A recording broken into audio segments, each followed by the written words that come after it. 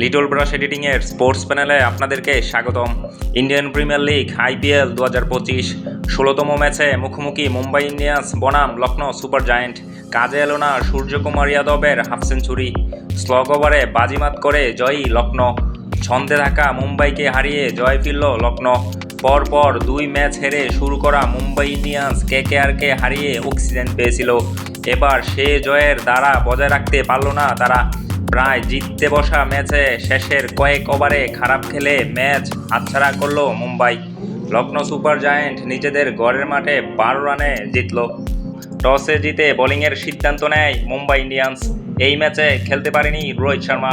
নেটে অনুশীলনের সময় হাঁটুতে চোট পেয়ে বেরিয়ে যান তিনি।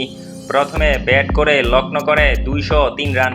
ওপেনার মিশেল মার্শ এবং মাকরাম বড় রান তোলেন।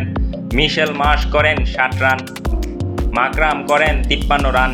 ওপেনিং জুটি তোলে 76 রান। টপ অর্ডার এই 2 ব্যাটার ছাড়া আর কেউ রান পায়নি। নিকোলাস পুরান করেন 12 রান। এই ম্যাচেও ব্যর্থ ঋষভ পান্ত, তিনি করেন মাত্র 2 রান। আয়ুষ বাদুনি করেন 30 রান এবং ডেভিড মিলার করেন 27 রান। নির্ধারিত 20 ওভারে 8 উইকেট হারিয়ে 203 রান তোলে লখনৌ। বল হাতে মুম্বাইয়ের হয়ে একাই 5 উইকেট নেন হার্দিক পান্ডিয়া। রান তাড়া করতে নেমে মুম্বাই মুখ থুবড়ে পড়ে। উইল জ্যাক্স রোহিতের জায়গায় ওপেন করতে নেমে তিনি করেন মাত্র 5 রান। রায়ান রিকেলটন করেন 10 রান এবং নমন দীর একটা দাপুটে ইনিংস শুরু করলেও তিনি 24 বলে 46 রানে আটকে যান।